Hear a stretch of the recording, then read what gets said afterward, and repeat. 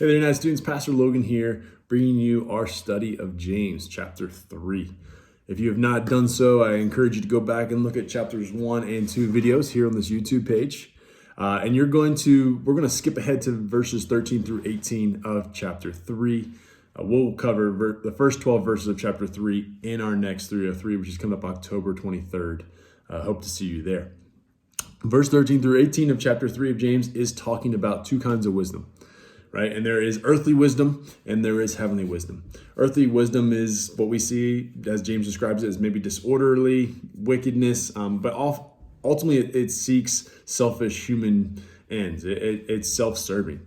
And it might be well-intended, but often in our brokenness and our own state, we kind of just don't see a full picture, right? And that's the difference between heavenly wisdom. Heavenly wisdom is pure, it's peaceful, it's guided by God, and God is willing to guide us, right? And so we will see that that'll produce fruitfulness in our lives.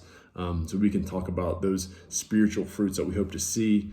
And so really, it's really asking believers, who is guiding you? What kind of guidance are you seeking, and are we allowing God to guide us, right?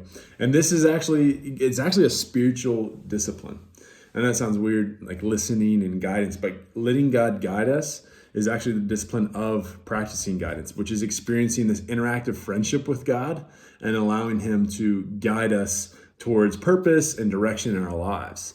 So as we read this passage this week, I really want us to stop and pause and practice guidance, right? Isaiah 55 says that His thoughts aren't our thoughts, right? That God in His glory can see just a bigger picture than what I can at 30 or you as a teenager, right? In Hebrews 4:12, we see that the word is good to kind of judge the thoughts and the intentions of my heart, right? So God is so willing to give us this heavenly wisdom, and that we should be around people who are kind of lead us in that direction too.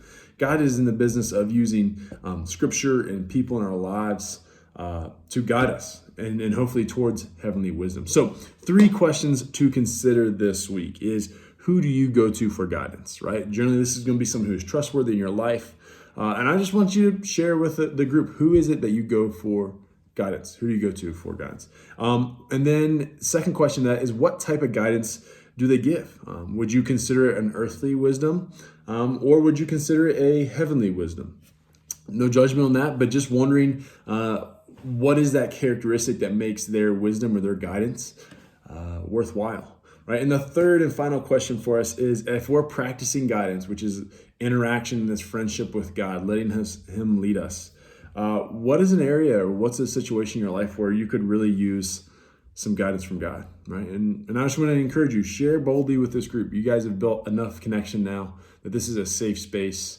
And this is how we go deeper, right? This is how the things, if we never talk about them, we never actually seek God's guidance for it. And we're actually missing out on this opportunity to actually maybe experience heavenly wisdom from leaders and students who care deeply about you, right? And who ultimately want to point you to Jesus. So that is our thoughts for this week.